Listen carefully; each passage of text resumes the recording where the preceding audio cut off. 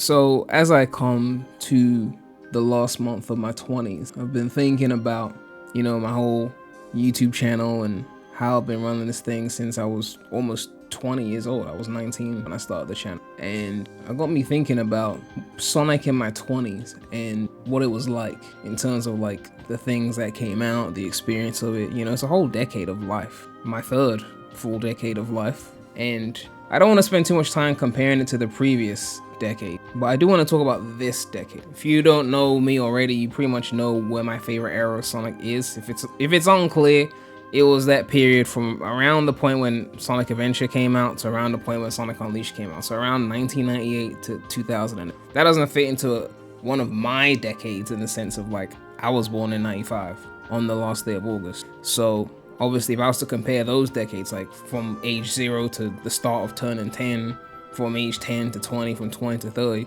then obviously the under 10s period would have been the best because that was the period when we got everything from Adventure 1 to Heroes to the Advanced Trilogy. And then the second best would obviously be the one that includes 06, Unleashed, Rush, Riders, like the most recent one is the weakest one. I don't want to suspend you or anything. Like, I don't want to make it seem like I'm gonna have some big elaborate discussion and you're not gonna know until the end. This was the weakest one, but that's not what I want to talk about. I want to just discuss it, unscripted, just talk about my experience and what it was like just going through a whole decade of Sonic game as an adult, which is really the first decade you went through as an adult playing Sonic, and what it was like and what it felt like.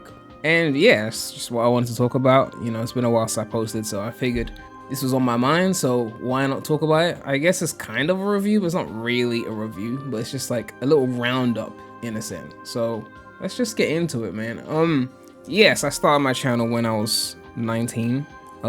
Yes, right after Rise of Lyric came out, that's when I started my channel. Like, Rise of Lyric came out, and somehow I decided to start a Sonic channel after that. So you can't tell me I wasn't dedicated to this shit, okay? You can't say that shit. Some people join in when it's hype, but I joined in at the low point, okay? It wasn't until like, I think a few weeks after I started the channel that Sonic Runners came out. So I don't even know if I can include Sonic Runners in my 20s, even though I did play it in my 20s, but I guess it was still getting updated. So I guess I can half include it. But yeah, Rise of Lyric came out when I was 19, I believe, so I'm not including that in the 20s portion. That was the previous decade. But yeah, Rise of Lyric came out, I started the channel, then Runners came out, and Runners, again, we're half including it, but I like Runners. To this day, I still think Runners is like the best thing they made on mobile. Like, I think it was just such a solid game. I don't think that they should have ruined it the way they did. I think they should have kept supporting it. I still hope that one day we get a decomp of that game just so we can play it offline. I think some people are working on a new version of it, like some fans or something. But yeah, Runners, I still have a soft spot for Runners. It might be the most nostalgic Sonic game that came out when I was an adult. For me, because I turned 18 in 2013. You don't really get nostalgia the same way for things that came out when you're an adult. But Runners is an exception. And I think because it meant so much to me because I built my channel off of Runners. I basically got my first 100 subs off of Runners. So I think those of you who remember me from back then, you probably know, like, yeah, Runners means a lot to me. Not just because of that, but because it was a fun mobile game. I spent hours playing that. Even when I wasn't recording content, I was playing a lot of Runners. I was in uni back then. I used to play Runners on my phone, but then because I used it for recording, I couldn't play ahead.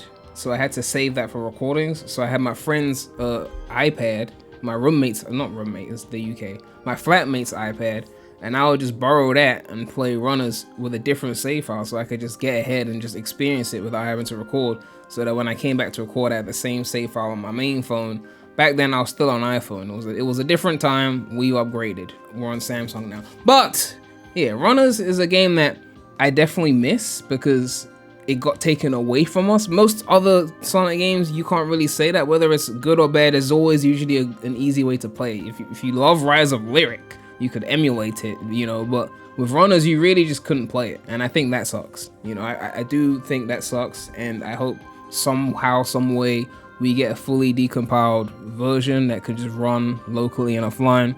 But I don't want to spend too much time dwelling on one game. We got more games to go through. I'm literally using a Wikipedia link to scroll through every game in the order in which it came out, so I can just discuss it as I see it. The next thing here is Mario and Sonic at the Rio 2016 Olympic Games. The 3DS version, I did a playthrough of this. It's still on my channel, you can check for it. I bought a capture card for it and everything. It was fun, I enjoyed it. I wasn't someone who played the Olympic Games before this, so I wasn't really on that whole wave, so I don't have like nostalgia for that franchise or anything. And if this was a repetitive version or a stale version of the franchise, I don't know, because this was the first one I remember playing. So to me, it was fun. The 3DS version was fun. The Wii U version, I think I bought it with the intention of playing it, and then my capture card messed up on the first recording, so that playthrough never came out. Basically, I had one part recorded. This is when I was using external capture cards and the cables messed up, and I got so annoyed I just didn't record the playthrough. So there was one part done and it didn't come out because of corruption on the capture card front, and that was that. But from the little one part I recorded, it seemed fun, but yeah, I didn't go back to that. But it was a fun Olympic game, I enjoyed it. It was cool. The next thing on the list is Sonic Boom Fire and Ice. So this is the first thing to come out right after I turned 21.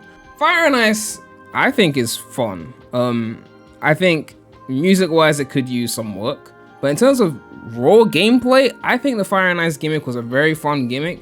And I honestly think that Fire and Ice is one of the strongest of the handheld Sonic games post-Rush. You know, like handheld Sonic has really struggled on 3DS in terms of quality. But Fire and Ice, I think, my main issue with it was the automated sections, which you just didn't have to press anything. Like, at least with Sonic Rush and a lot of previous Sonic games, even in automated sections, they'd at least make you hold forward or something, hold right or something like that. But Fire and Ice, you wouldn't even have to hold right. It just moved. And I mean, to be fair, even like Generations does things like this, so I don't want to go too hard on it for that.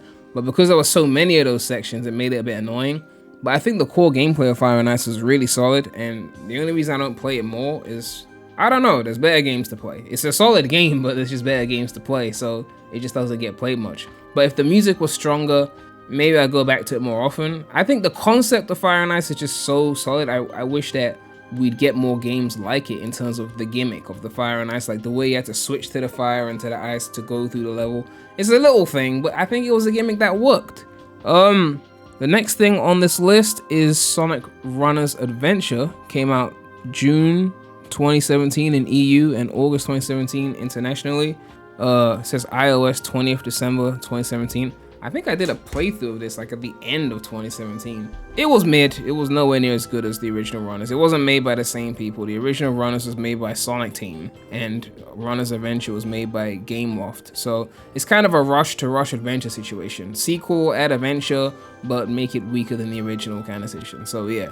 But another game that came out in 2017, I don't know why it's ordered this way, is Mania, which came out in August, which is probably why they put it after Runners Adventure.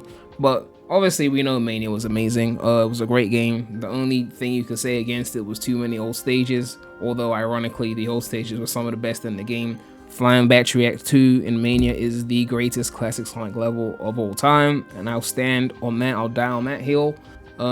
Yeah, Mania is an amazing game. Soundtrack was amazing, like level design was amazing. It's pretty much everything you need in a classic Sonic game, and the strongest thing to come out of pretty much my 20s as a Sonic fan in terms of officially, it was pretty much this, right? Like, I'm trying to think what else it could be that's stronger. Now, obviously I have a bias towards 3D stuff, but in terms of just raw quality, like, this is the best thing to come out of Sonic in my, right? What else could it be? Speaking of things that came out in my 20s, Sonic Forces Speed Battle came out soft launch 12 September 2017 according to this Wikipedia. So apparently came out before Forces. Official release 2nd November on iOS and 15th November on Android. It's around the time of main Forces. But we'll talk about Speed Battle first.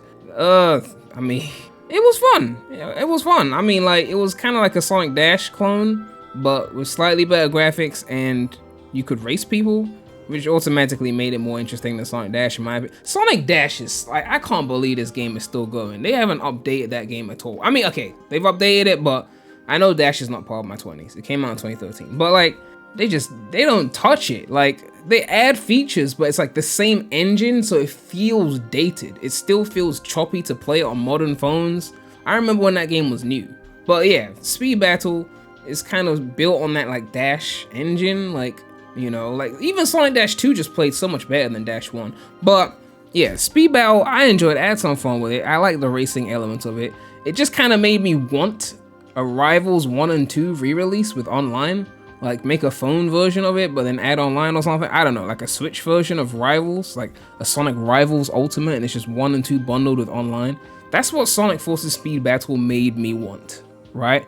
But obviously we didn't get that, but it was a cool little phone game. I don't think it was a bad game at all. But yeah, a lot of things here are just like, it was cool, but nothing special, you know. And then obviously we got Forces. That was, in my opinion, probably still the lowest point. I still think, obviously, Colors Ultimate, we'll get to that later. Technically, that's worse, but because it's just a port, there's an original version, which is better, so it's not the end of the world in the same way. Forces was a main series release, and that was, I think, the first time that I stopped making excuses for Sega. And I think everyone gets to a certain age where they stop making excuses when a franchise doesn't deliver what they wanted to deliver. And combined with the fact that Forces came right after Mania, it's like you were shown what quality is, and then you were given the opposite of quality in the same year. Mania and Forces coming out in the same year shows you like, okay, this is what happens when you put effort into something and you know what you're doing, and this is what happens when you don't understand your market and you don't know what you're doing and you cut corners and you make something basic. And I hated that people use that as an excuse to make it about 2D versus 3D Sonic and which one is better, because it had nothing to do with that at all. It was everything to do with passion and understanding your market and understanding what you're making versus just throwing shit at the wall and seeing what sticks and cutting corners. It had nothing to do with 2D versus 3D and everything to do with who's making the game. Like Christian Whitehead making Mania and all the team that worked on Mania knew what they wanted, they were passionate about it, and they delivered it. And Forces was not that, right? So I don't like the whole making it about 2D versus 3D, because 2D Sonic also gave us Sonic 4. And if you put Sonic 4 next to Forces, they're similar in quality. Personally, I would still take Sonic 4. I'm not even gonna lie to you. I would take Sonic 4 over Forces. But it is what it is. At the end of the day, I don't want to, it's not a Forces review. There's not much to say other than this was the first time I started making excuses for Sega. A lot of people who've been watching me for years did notice a shift in my tone and the way I covered Sonic after Forces came out. And I apologize for that. I don't know why I'm apologizing, because I was just being honest. But I apologize because I know people subscribed thinking that I was gonna be a certain way, basically a Sonic cheerleader, and they were upset when I stopped being that. But it wasn't in my plans at all. I was just someone who was honest about how they felt, and if I felt good, then you would hear that in my voice, and if I didn't feel good, you wouldn't hear that in my voice, right? Like I'm very honest. I'm not good at being fake or hiding how I feel just to appease people. So when I speak, it's just how I feel. If I feel strongly about something, whether it's really positive, like I'm glazing something, or it's like really like, what the fuck is this? You're gonna hear it. And that's just how I am. If I'm not that way, if I don't speak that way, then I'm not gonna speak at all. So like, you can't subscribe for one version of me, which is saying positive things, and then be mad when you see the other side, because whether I'm being positive or negative, I'm really just being honest, okay? But yeah, Forces was a shift in that. The next thing on the list is Sonic Mania Plus, which was basically the victory lap for Sonic Mania. I'm not mad at it. I actually prefer the original Mania to Mania Plus. I know that's weird. I like some of the things they added to Mania Plus, like the Encore mode was cool, but they changed the menu. I think I like the original menu more. These are slight nitpicks, okay? Like Mania Plus added things that I liked. It's just, I think I just liked the certain things in the original Mania more that were just changed for no reason. But either way, whichever version you play, it's still the same. It's still the same game. There's not much else to add to that. And they made a physical version, which was cool. I think Azuka didn't realize how big Mania was going to be in terms of reception. I mean, I don't think it was a big seller, but nothing was a big seller after like the way they were fumbling in the 2010s, so it's what it is. You got Team Sonic Racing, which came out in 2019. More popularly known as Team Offline Racing for obvious reasons. Again, this was Azuka's arc of like, let's make everything easy so that we don't challenge the player, because we don't want to scare people away with challenge. It's basically the complete opposite of Riders. This was like, kids suck at racing games, so let's make a team-based game so we can carry them. I don't know. There just wasn't enough tight turns. The tracks were too wide. It wasn't what I was looking for. Okay, the team mechanic sounds cool on paper, and I didn't hate it, but it was an okay game. I probably would have given it a low B tier, I guess, as a game, but It's not something you're burning to come back to in a world that has Mario Kart. No pun intended. But yeah, that's just where we were at. And then the last thing here is Mario and Sonic at the Olympic Games Tokyo 2020. And I say last thing, I mean 2010s. Each Wikipedia page, it's not Wiki, it's like the Sonic fandom website. Each page is separated by decade. So the last thing of the 2010s was Mario and Sonic at the Olympic Games Tokyo 2020, which came out on the Nintendo Switch. And I have to be honest with you, I don't even know if I played this or not. I feel like I would have, because I am a YouTuber and a Sonic tuber, and I would have covered that. But I actually have no recollection of whether I played it or not. Okay, I'm looking at my channel and it looks like I reacted to the trailer, but I don't think I played it. I think there was a phone version and I played that, like an Android version I think they dropped. May 2020, I covered that, but I don't think I played a Switch version. So if it's different, I don't know. It just mentions a Switch version. It doesn't mention Android. So yeah, I can't really speak on that. But now I'm looking at the 2020s list and I see that the Android version is a different name. It's Sonic at the Olympic Games. There's no Mario on the Android version. So I reacted to the Mario and Sonic Switch version, but I'm guessing I didn't buy it, which is interesting because I feel like I covered everything that came out, but I guess I didn't cover it. So not much to say on that, but it was an Olympic game, so it is what it is. I don't know why I didn't cover that. Interesting. Starting with the 2020s now, Sega ages Sonic the Hedgehog 2. This is on Nintendo Switch, and I'm trying to make sure this isn't the same as the other one, because there was a version of Sonic 1 and Sonic 2 on... No, that was 3DS. That's what I was thinking of. They had a version where they made the games 3D. Like, not 3D as in, you know, 2D versus 3D in that sense, but like 3D as in 3D glasses, 3D movies kind of 3D. They made a version of Sonic 1 and 2 where the backgrounds were like on that 3DS 3D effect, and that was really cool. I enjoyed that. But the Sega ages Sonic 2 is obviously not that. I can't remember if I bought this or not. I probably did. Whether I played it or not, I don't know. I might have bought it on impulse, but it's Sonic 2. It's not anything to talk about. Obviously the original is something to talk about. Put the pitchforks down. I'm just saying, like, it's another re-release, okay?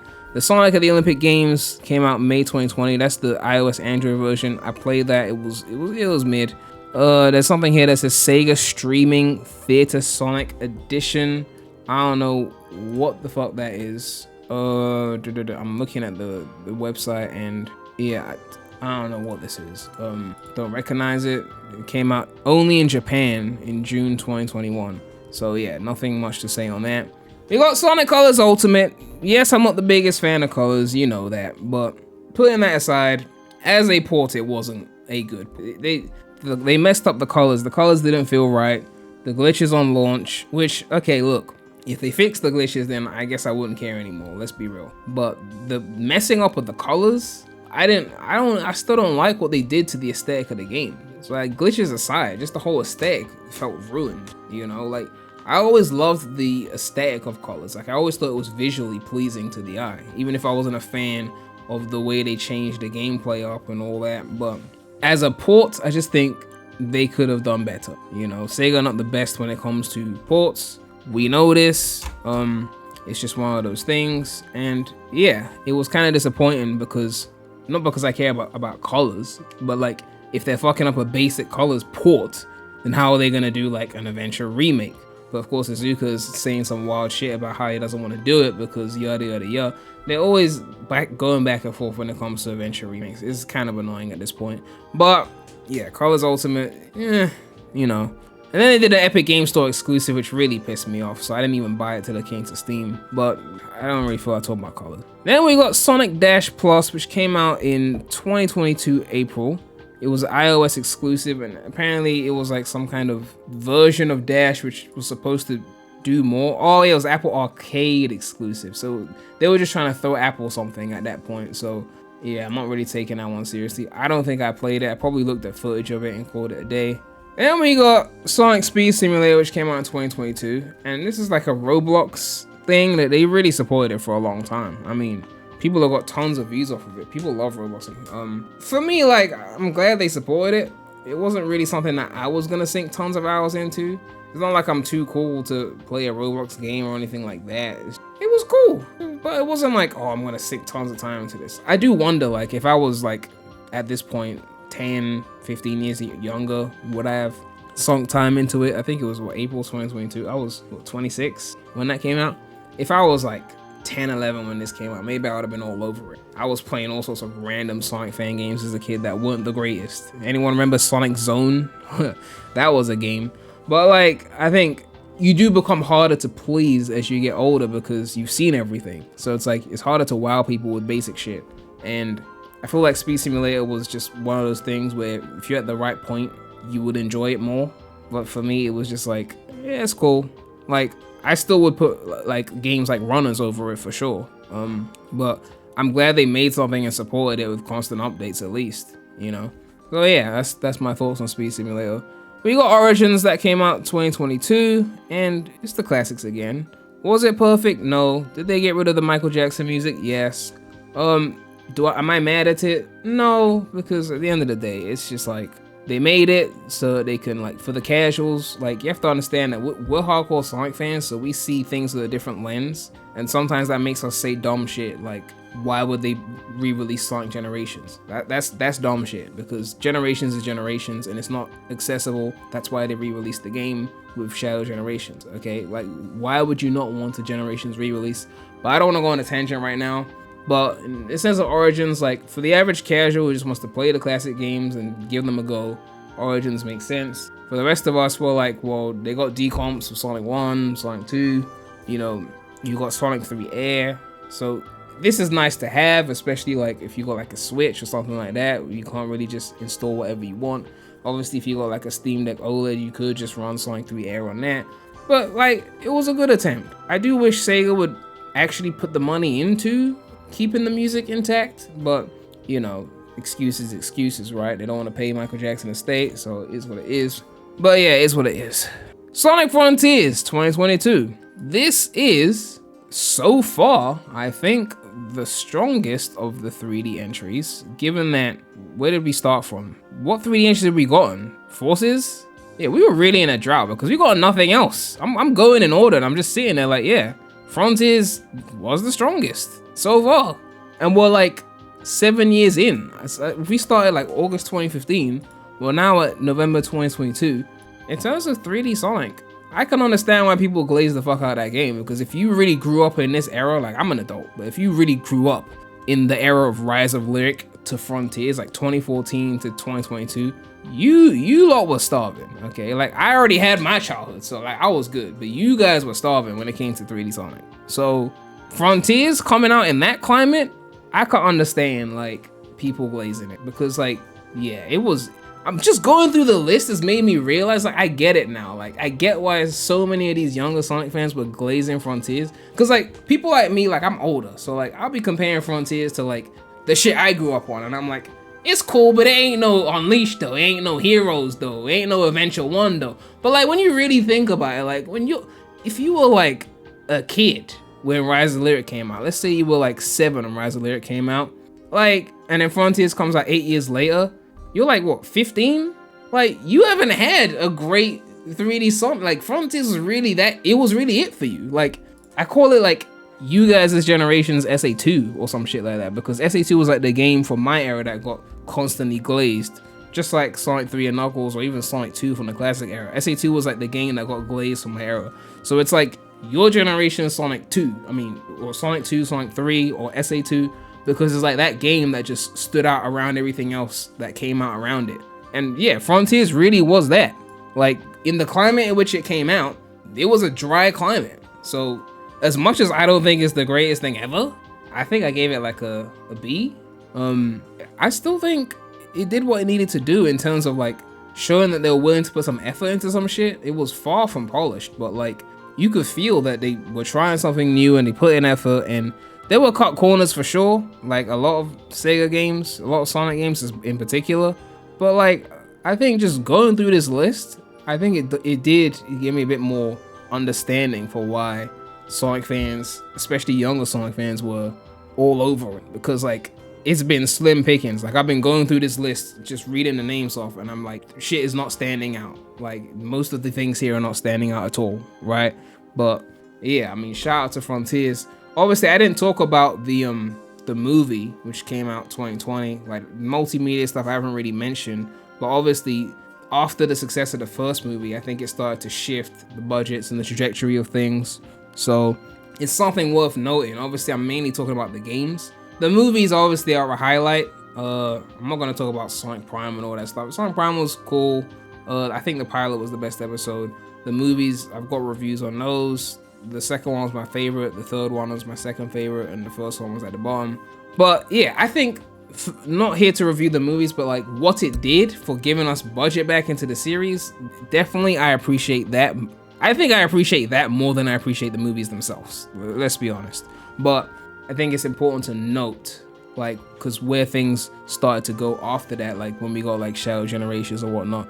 But I don't want to get too ahead of myself. We got a few more things to talk about before then. We had the Murder of Sonic the Hedgehog. That came out March 31st, 2023. Technically, it was an April Fool's game, but for an April Fool's game, it was cool. I don't think it should have gotten reviewed with amazingly high scores. It was just a little free game, but it was a cool little April Fool's game. Then you got Sonic Origins Plus, which I've forgotten what they added to the Plus version. I probably bought it and just forgot. I think they added a few characters or something. And then there was Sonic Prime Dash, July 2023, so literally just over 2 years ago from the point at which I'm recording this.